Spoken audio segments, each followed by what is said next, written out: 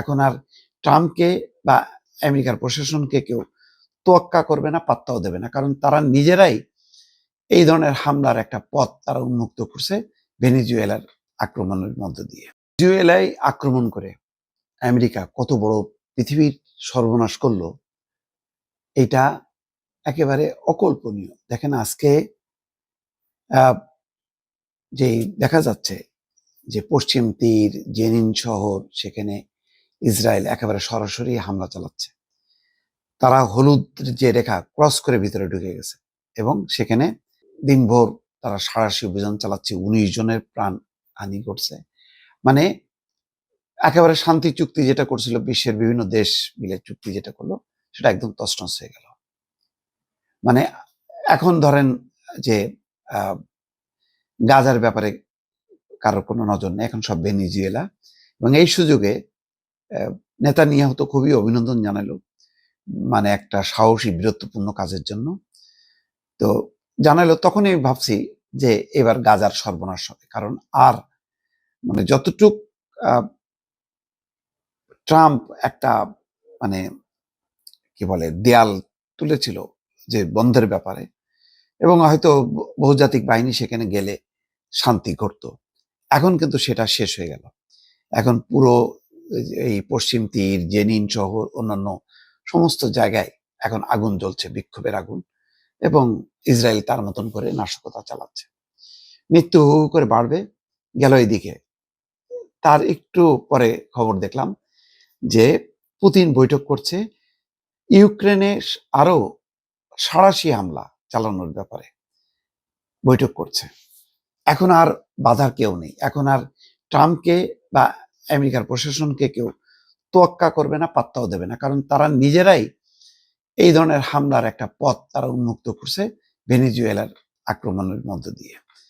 এবং আজকে দেখলাম যে জার্মান চ্যান্সেলরকে নাকি একইভাবে তুলে নেওয়ার হুমকি দিছে। জার্মানিরা ক্ষুব্ধ। সারা বিশ্বে এখন অশান্তির দাবানল ছড়া গেছে। ওইদিকে ল্যাতিন আমেরিকার দেশগুলো বিপদ গুনছে।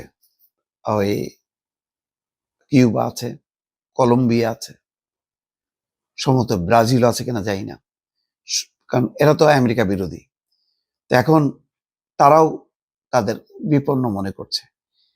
এক ভেনেজুয়েলা যেভাবে হামলা চালালো, এই হামলা চালানোর মধ্য দিয়ে যতটুক একটা শান্তির একটা সম্ভাবনা ছিল, ইউক্রেন রাশিয়ার মধ্যে যুদ্ধ বন্ধ বা ফিলিস্তিন ইসরায়েলের মধ্যে যুদ্ধ বন্ধের একটা সম্ভাবনা ছিল, সেটাকে ভেঙে তো গেল।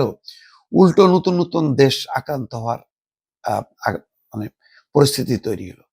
এখন পুতুল সরকার একটা বসাইছে, ওখানে বলতেছে এখানে এখন কোনো নির্বাচন চলবে না, এখন আমার কথায় ওই দেশটা চলবে।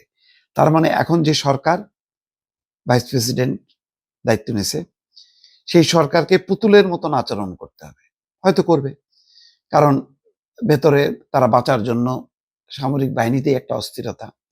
তেল ক্ষেত্রগুলি অলরেডি দখলে চলে গেছে, ভেনেজুয়েলা আর ভেনেজুয়েলার মধ্যে নাই, সারা দেশ বিপর্যস্ত, সংকট, অর্থনৈতিক সংকট, হাহাকার অবস্থা, বিদ্যুৎ নেই, পানি নেই, জ্বালানি তেল নেই, পুরো শহর জুড়ে একটা বিধ্বস্ত অবস্থা দেশের, এবং অনেককে পালানোর চেষ্টা করতেছে প্রাণ ভয়ে।